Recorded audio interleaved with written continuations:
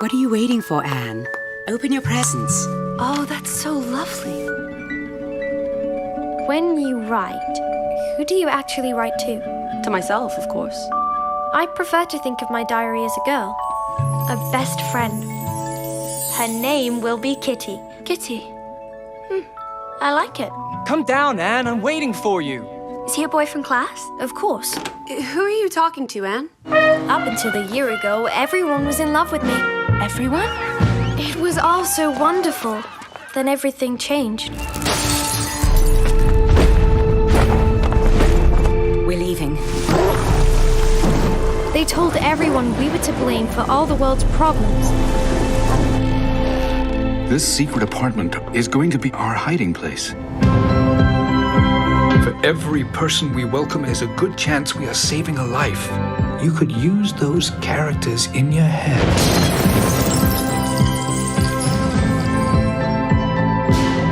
Make them fight your war somehow.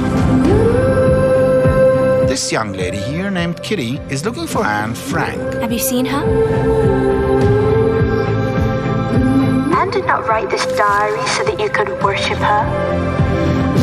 What is important, Get in the truck. do everything you can to save one single soul from harm.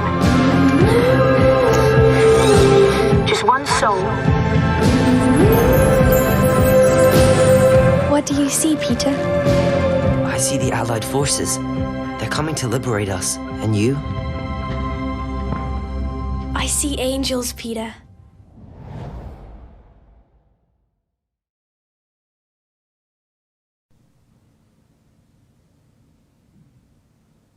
Cool. Welcome, everybody, to UNESCO. You can probably guess where we are. The United Nations body for education, science, culture. And we're joined today by Ari Folman, the director of a new film, Where is Anne Frank? It's an animated film, Ari. Just give people a sense of what the storyline is in the film.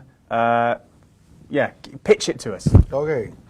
So, Where is Anne Frank is a very, very free adaptation of the Anne Frank diary. It tells the story of Kitty, Anne Frank's imaginary friend, because Anne Frank originally dedicated her diary in a format of letters to her imaginary friend Kitty. So, in a year from today, Kitty wakes up due to an incredible miracle in the Anne Frank house in Amsterdam. She doesn't know that more than 75 years have passed. She doesn't know that what happened to Anne and the family. And she's invisible because she's Anne Frank's imaginary friend. Only Anne can see her. At daytime, she's in the museum wandering. At nighttime, she dives into the diary, and the diary is told by a dialogue between Anne Frank and her imaginary friend Kitty. Halfway through the movie, she understands that something terrible happened to Anne, and she runs away from the house with the diary, and then incredible things happen, which I'm not going to spoil her. It's a really creative adaptation. I've had a sneak preview of the film, and the reason why we're talking about this now is because tonight there's going to be a premiere of your film here at UNESCO in a room adjacent to here, and then it's going to go on general release on the Wednesday. Yeah, okay, on, the 8th. on December the 8th. December the 8th. It's going to be shown in French cinemas. Tell us why you. I mean, this is obviously the Diary of Anne Frank is one of the most important, recognised, cherished books all around the world for obvious reasons, and it's obviously about a really sensitive topic, the Holocaust, in a broad sense. Why did you decide to sort of focus on Kitty and the imaginary friend which appears in Anne's diary? Well, I thought, what can I say which is new in regards of Anne Frank? She's such an iconic character. Probably the youngest, most famous youngest writer ever to live. But still, when I took the mission of doing the movie, I needed to find a new dimension of telling the story. So I kind of read the diary excessively, as if it was a prayer every day to find hints in the original text. And then I saw in the very first pages the description that Anne gives to Kitty. And when you read it a few times, you understand that this description is a manual. It's kind of a manual of how to create Kitty in a studio. Everything is there. I think the only thing I added to what Anne described was the red hair of Kitty. And then we created her in the studio, Lena Guberman, the art director. And once we had it, we had Kitty ready. You could see her. It was so obvious that she will be the protagonist of the movie. Cool. I mean, there's a sort of broader part to this project, if you like. I mean, so this UNESCO's involved in it, and also the Anne Frank Fonds in Basel, the Anne Frank Foundation. They actually came to you initially and sort of proposed this project. Is that right? Yeah. Okay. I never planned on doing it. I know, but I've read that initially you said no. Is that right? Immediately. Okay. Why did you initially say no, and why did you change your mind? Well, I said no because of the reasons I just mentioned before, because I thought everything was already done. Also, I come from a really hardcore Holocaust survivors family. I decided way back, that I've had enough. I'm not going to deal with these subjects again. Yeah.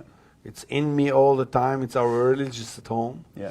So it was a good excuse to refuse, and they gave me some time. I read again the diary, which I found, as a father of teenagers, incredible. The artwork and the quality of writing, the way she was observing the adults' world, incredible. And then I went to see my mother, who is a Holocaust survivor, and I told her that I got an offer from the Anne Frank Fonds, and I didn't want to do it. She said, yeah, it's a good idea, but look, if you don't do it, I will die tonight. If you do it, I will survive, and I will be there until the premiere. And this is why it took us 8 years. We extended her life expectancy. She's now 99. Impressive. She saw the movie, you know. She saw the movie at the week of the premiere, not in Cannes, but still. Yeah. And it was a good way to give your mother another 10 years of life. You can't say no to your mother when she talks to you like that, right? Yeah. It was blackmail. It was Polish Jewish mother's blackmail. And it worked. And it worked for everyone, really. I mean, it's a great film. I really enjoyed it. You know, it's pacey, it's creative. Yeah. I've got kids of my own. They're probably a little bit too young. You never know. How old are they? Well, 5, 3, and 9 months. So, well, if you're French, my 5-year-old wanted to watch it when I was having a sneak preview the other day. You can start watch Holocaust movies when you're 3. Yeah, no, you know, sure. it They'll all watch what it. Country. They'll all watch it. If you ask the distributor of this movie here, 4, fine. But this is, I mean, the point of the film, as well as just being a great film and obviously dealing with such an important narrative, is also to be educational, right? In a way. Yeah, and under here we've got some of there are actual educational materials which have been developed by the Anne Frank Foundation. Yeah, well, it's much more than that. I think... Tell us about that. Each distributor who bought the rights for the film for his territory, he receives, with the movie, we have 2 graphic novels. Basically, one is the original diary that I did with David Polonsky in 2017. Yeah, so that's it's a format of comics of the diary. Exactly. So it's like basically the diary and images, effectively, with some text, but more kind of visual. It's more developed. A visual version of the. Yeah, it stands alone. Yeah. It was very successful. It was sold in 26 languages in more than 1.6 million copies, so it's good, I think. And the second book is the book of the film, which basically is the script of the film as a comic book. So it's called Where is Anne Frank? And then we have 2 of these, which comes with the film. One is for teachers and one is for students, so they can. These are basically teaching materials. So basically teaching materials for the for the teacher, for the professor, as they call it here, and for the students. So it's like a whole education package. It's great. And I think it's great. Millions of pupils around the world are going to thank you, right? Because everyone, when you were at school, right, didn't you love it when the teacher said, okay, we're going to watch a film today? Yeah. But it's got a really serious message. Depends what film. Let's talk about, I mean, this is obviously, as time goes on, you know, the Holocaust becomes more and more distant in historical terms, and therefore it's inevitable, right? Do you agree that like younger generations, it's harder and harder to kind of get the story to them sometimes, and harder and harder to make them engage? And you know, for a young person growing up anywhere in the world, almost sometimes the Holocaust can seem slightly surreal, right? The horrors of it are almost quite hard to contemplate. To what extent do we need to keep, I mean, your film, I think, is a great example of sort of new storytelling techniques to sort of bring the narrative, broadly speaking, to new generations. To what extent do we need to kind of keep doing that and keep adapting and using kind of new media, new ways of storytelling to keep bringing this narrative to younger generations? Well, we need. And I think it's a matter of taste, of how far can we go being modern in the way we tell stories, okay? But in general, I think that once the survivors will not be with us anymore, any of them, the point of view of the Holocaust will be, in no time, will become like a satellite point of view, and emotional-wise, it's going to be like you read the chapter in the Bible where you see a lot of cruelty and massacres, and okay, you read it, and this is it. And we really need to portray the story in new ways, just to get emotionally into the minds and the brains and the hearts of students all over the world, and this is what we try to do here. And how hard a balance was it for you, sort of the balance between kind of creativity, which there's tons of it in this film, to kind of pull in those younger audiences? How hard was the balance between that and obviously then respecting the kind of the narrative and the sensitivities around this particular story? Well, I think respecting it is building in me. Of course, no. So 100%. I was not dealing with that. It's I knew that I would not go over line. It's about how to make it really attractive to watch, and sometimes funny also, and very human and sometimes childish, but still modern way of storytelling and beautiful with great music. So young audience will be attracted to it, because if it's in the cinemas, the competition is crazy. When you have a 14-year-old girl or boy needs to decide they're going to see a Marvel movie or a movie that in the title you have the name Anne Frank, it's tough, huh? Tough for us. So it was in my mind all the time. And you need to balance. It's, as I said, it's a matter of taste. Did you face any opposition? Did you face any sort of problem? You said it was a complicated process bringing this project to the end. I mean, was it really complicated at times? Well, we have a connection. We have the story of Kitty and Anne, and the film follows the legacy of Otto Frank, Anne Frank's father, who, when he came back from the camps, and he even didn't know that his daughter was writing a diary, and he found out about the diary. He devoted his entire life to two things. First one was to fulfill his daughter's dream and to make her the youngest writer, the most famous young writer ever. And the second, which is not less important, is how we take the Holocaust as a tool to create compassion to other minorities or to other children in war zones which are on the run, trying to rescue their lives. So the gracious Otto Frank, the noble Otto Frank, he basically donated all the income coming from selling 70 million copies of the diary to non-profit organizations supporting little children around the world in war zones. I think the film tries to follow that. Back home in Israel, I had a couple of funds cancelled because of that, which I did not expect, although the majority of the reaction is super supportive. Because the film also looks at the plight of refugees in Europe today. Yes, it does. Yeah, okay. And it's a great sort of, it seems to be a theme in some of your other films as well, sort of the journey through time. Yeah. Is that something that sort of fascinates you, sort of moving through different periods of history? I have a lot of plans, but in the end I always finish with the same theme. It's a good theme, it works. Yeah. It was a great, what do you hope is going to be the impact of this film? I mean, not only, you know, the sort of entertainment side of it with audiences, but also the kind of educational side of it. Well, I just wish that as many children as possible. We'll watch it all over the world. I don't know, the lead male character in the movie is Peter. He's Kitty's, Anne Frank's imaginary boyfriend. He's an activist. He is helping refugees in Amsterdam coming from Central Africa. I think if two just young children anywhere on the planet will watch the movie and say, hey, I want to be this guy, I want to help, I want to do something, I did my job. That's it. And if children will walk out and they will want to read the original title, which is much tougher than watching the movie.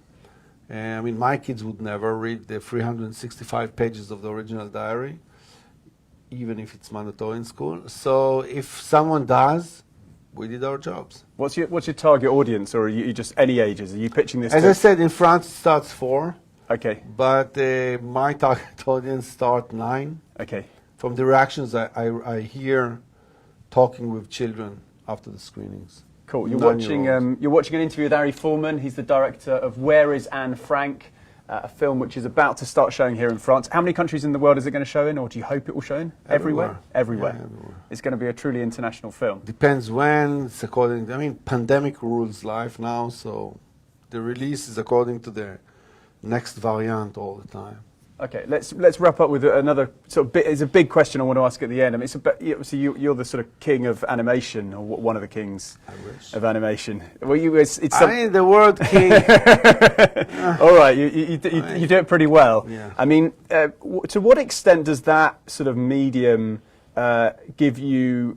Does it help you? Does it present advantages, disadvantages when you deal with a story like that of Anne Frank and her diary? To what extent was it something that helped you, or not? How confront reality? I found animation 18 years ago. I was a live action director. I started animation in a TV series documentary called The Material That Love Is Made Of. And I found it a great way to bridge between tough, real stories and sometimes too sophisticated, patronizing, clever people as they see themselves in the academy talking about love. So I made them in animation. Then I fell in love with the medium, and then I saw in Waltz of Bashir it's a great way to show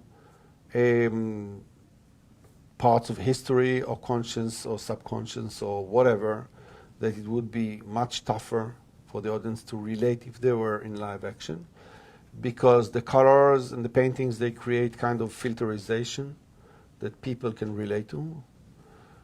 And I think it's a fantastic tool to show stories like the Anne Frank stories or the history of the Jews in World War II.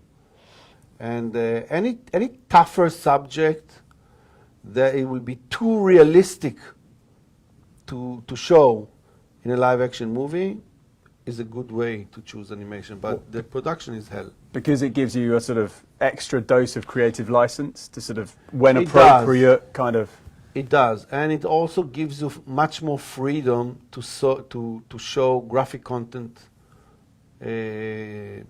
which would be much too tough and embarrassing sometimes to show in live action.